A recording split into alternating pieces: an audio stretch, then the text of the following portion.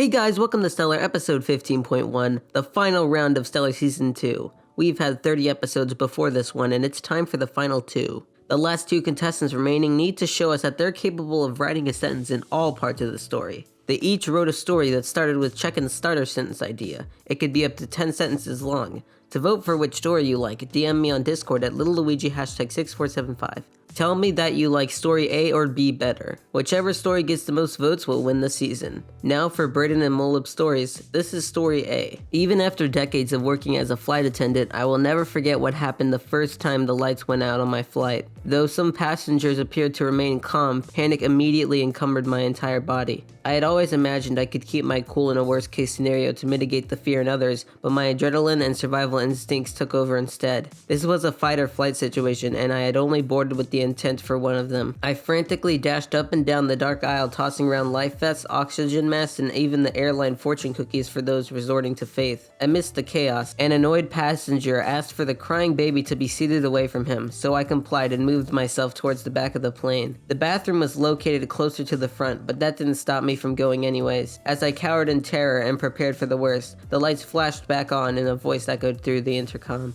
Thank you for your patience while we adjust the lighting and temperature, as the flight will be ready for takeoff in 15 minutes. Now all these years later, I'm much more experienced with the standard procedures prior to a flight's takeoff than I was on my first day of the job. Though I have yet to conquer my fear of heights, I can proudly say I no longer have any issues with lights. That was story A, and now it's time for story B. Even after decades of working as a flight attendant, I will never forget what happened the first time the lights went out on my flight. The sudden blackout was accompanied by sounds of screeching metal, which drowned out my attempts to reassure passengers that everything was going to be fine. Amidst the panicking, I noticed and reluctantly followed a small crowd of particularly grim-looking passengers who had gotten up and were making their way towards the front of the plane. Half expecting a hijacking at this point, I watched helplessly as the group made it to the pilot's cabin, but just as they opened the door, the metallic cacophony stopped and the lights abruptly came back on. Their collective anger and determination immediately gave way to confusion as the pilot turned around in his seat and calmly asked if there was anything he could help with, as if nothing had happened. However, one of the more eccentric-looking passengers had pulled out a compass and demanded to know why we were heading eastward when our flight was from Europe to Central America. After an awkward pause, the captain admitted that as soon as we had entered the Bermuda Triangle area, the lights had gone off and he, in a superstitious panic, sharply steered the plane away. He openly mused about why the lights had gone off in the first place, since the plane itself wasn't experiencing any turbulence and the engines were still working. It was at this point that I noticed one of the younger passengers, who had been on their phone the entire time, had started to guiltily sneak away from the rest of the crowd, so I gave pursuit.